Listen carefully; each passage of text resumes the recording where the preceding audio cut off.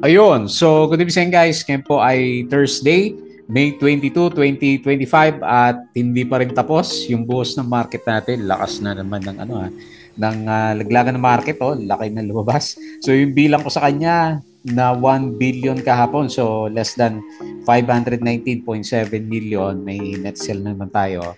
So, 500 million na lang yung natitira dito sa net foreign buy ng market natin. So, very bad. Dami ulit na laglag. URC 3%, Metrobank 3%, PLDT 3%, SMPH minus 1.5%. So majority ng mga big caps na naman natin is nalaglag for today's trading po natin. So negative 1.1%. Balik tayo sa ilalim ng okay bad sign MA20, 6,305.37. So hindi na nakaahon yung market natin. So kagabi kasi malakas na naman yung drop ng US market. Ayan. So sinundan ulit natin yung kanilang galawan.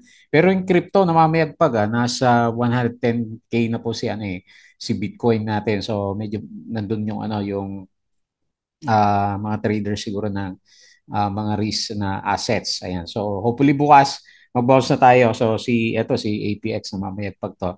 Kasi most likely yung mga presyo ng mga gold prices is umakyat na naman siya. So nag-up siya ng 3.85% and meron siyang 8.96 million net foreign buy. So parang na to nasa resistance area na si APX. And then yung iba is marami nga po yung nalaglag. SMPH, negative 1.52% silipin natin kasi ilang araw nang diretsyong bumababa itong mga properties. 102.80 million net foreign sell. Ayan, nawala ulit. Yung foreigners, umay yung market natin. No? Naglalaglagan. Plus, negative 1.73% yung paborito natin. So, nauntog na rin, negative 4.47 million net foreign sell. GGS, mukhang magagaya kay Aboitiz Equity Ventures, kinakain na po unti-unti yung kanyang gain. Negative 2.93% and meron siyang 8.2 million net foreign sell.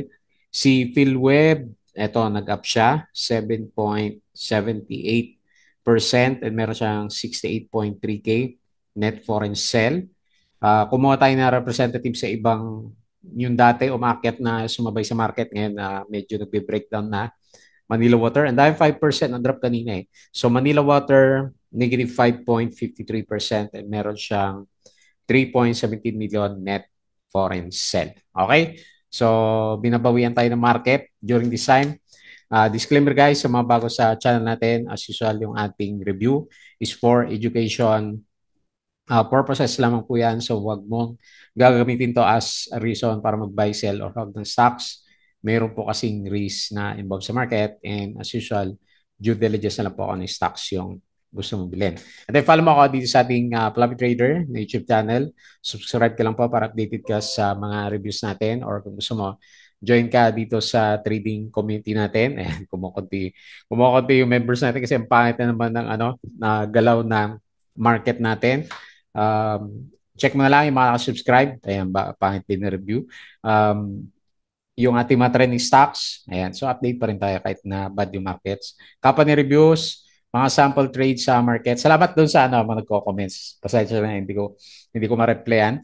Pero thank you po. So na-appreciate ko yung mga comments nyo. Basic indicators, technical analysis, fundamentals, risk management, and then basic learning sa market po natin. Okay? So mainit din yung ba't ba pinagre-resign ni BBM yung buong cabinet members niya. Ayan. Palabi Trader, crypto to para sa mga play to earn games, cryptos, and meme coins. Hopefully may mga ma-review ulit tayo ng mga play to earn games. Malakas ang crypto.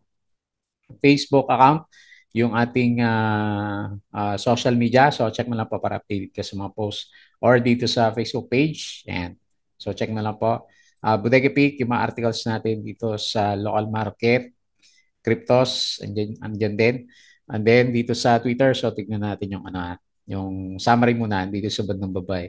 Makikita nag-post si Philippine Stock Exchange natin. Okay. So based dito sa galaw, nako, mapula lahat. So more than 1% lahat. Ayan, walang pinatawad. Maliban dito kay mining stocks natin. So finance negative 1.2, industrial negative 1.1, holding firms minus 1.23. Property, pabilisan ng sell ngayon, negative 1.3, and services, negative 0.58%. So namamayagpag kapag downtrend yung market natin is yung mining stocks. Net foreign sell, very bad. Hindi na long-term holders yung mga foreigners. So, ang daling ma-shake out. 519.7 million net foreign sell. Okay? So, balik tayo dito sa taas. Okay, itong mga winners and losers, apat lang yung nasa gainers. Emperador 1.02% and then the rest is less than 1%. Tapos sa losers, China ba ko? Ang lalakas ng profit taking. Minus 4.58%, URC bumigay na minus 3.58, Metrobank minus 3.12, PLDT minus 3.11, GGS minus 2.9, AGI minus 2, and the rest. Ayan. So dahil po, halos lahat pala is mapula dito sa markets natin. Okay? So Bitcoin, ayan, siya lang panalo. Si Pycon, nasa na kay si Pycon? Kahapon nasa 0.8 siya eh. So, Bitcoin, nag-110K. Grabe, lakas ng, ng crypto. So, para sa kanila tong Pero yung mga Plato and Gibbs, hindi masyadong pinag-usapan yan. Okay, so very good. Sa mga crypto traders, congrats. Laki niyan, ha? So, kung meron ka mga hawak, nasaan ako yung mga major coins, Ethereum, BNB, naglo-long term na lang kasi umakit naman eh. Dito, confident on cybersecurity compliance. Okay?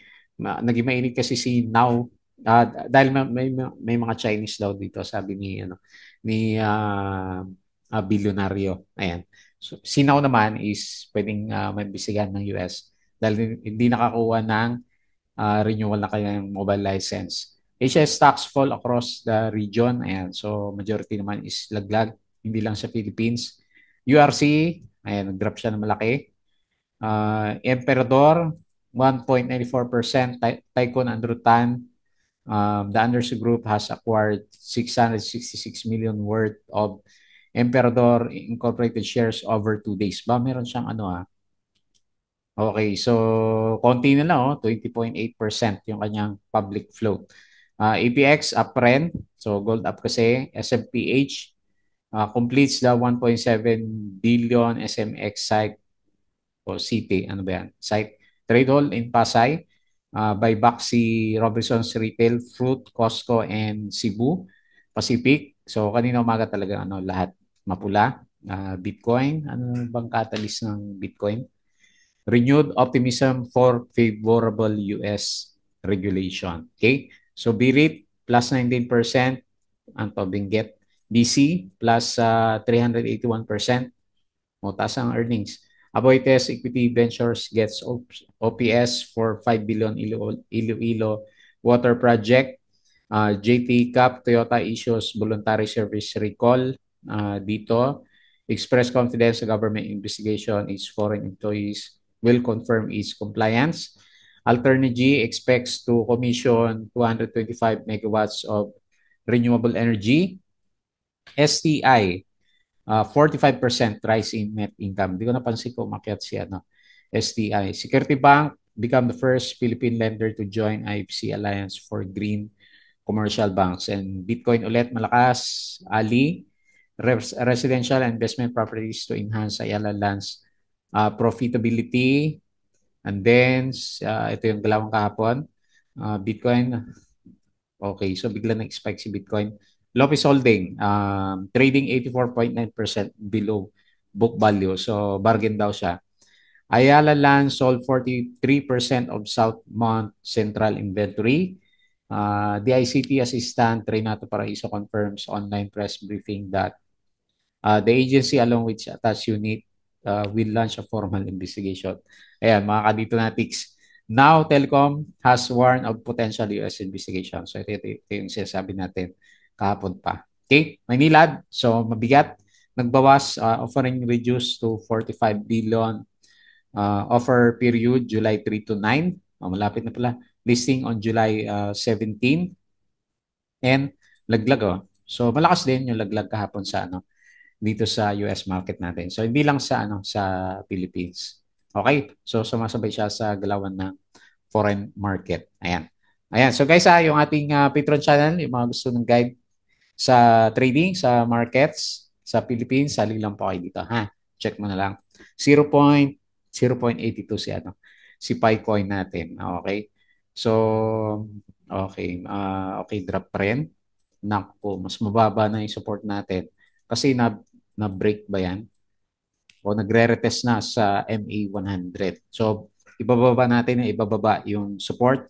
Sabi ko nga, so since medyo bad yung market, Friday na naman bukas, hopefully hindi tayo umabot dito until next week. Kasi meron siyang gap So baka mag-fill the gap tayo dito, no? Lalo na palabas yung yung foreigners. 519 million at foreign sale na. Malaki yan, malakas. So negative 1.1%.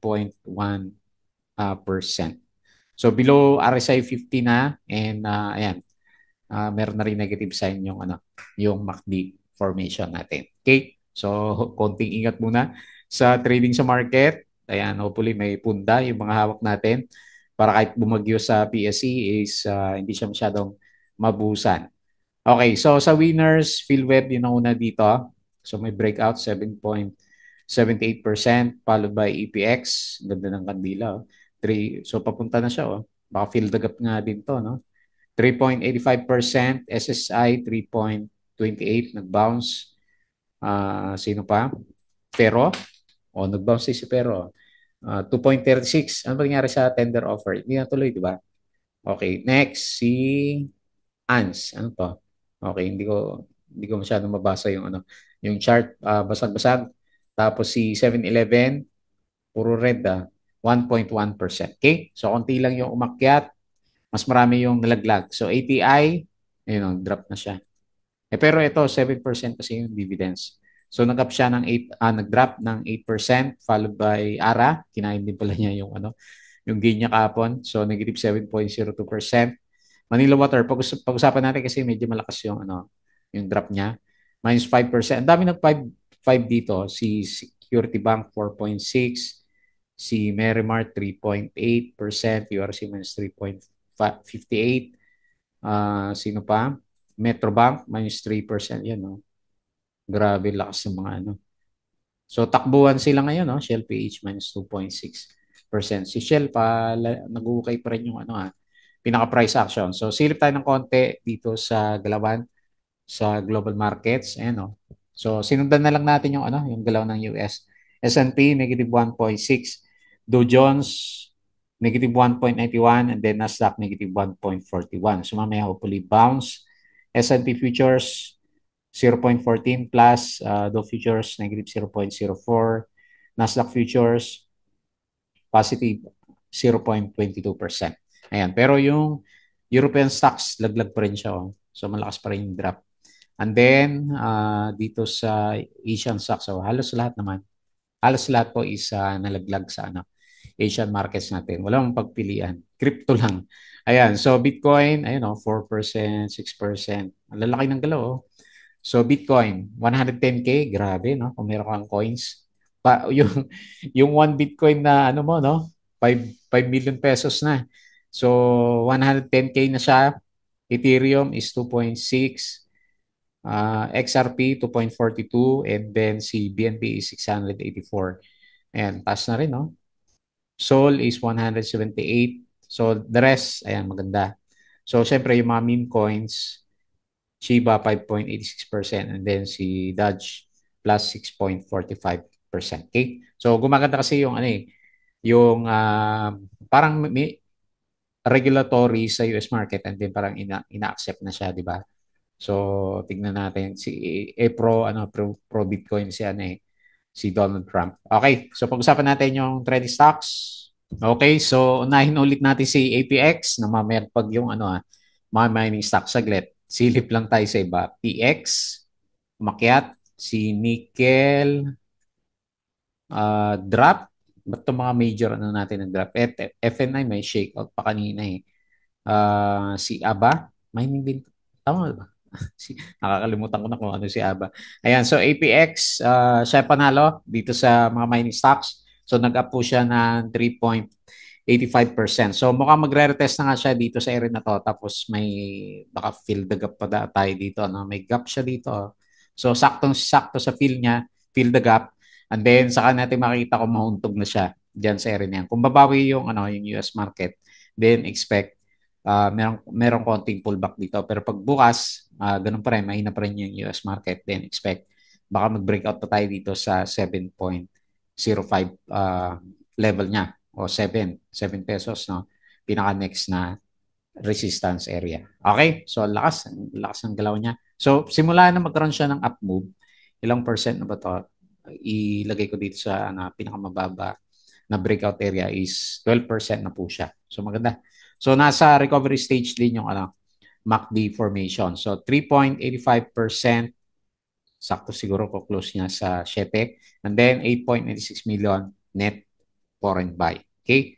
So next, SMPH, kaya lang pili lang yung mining stocks na gumagalaw. Okay, so pangit naman ang galaw ng mga stocks natin. Ayan. So binenta kasi ulit siya 102.18 million net foreign sell and meron siyang 1.52% drop. So ilang araw na rin nagda-drop to? 5 o 4 na araw.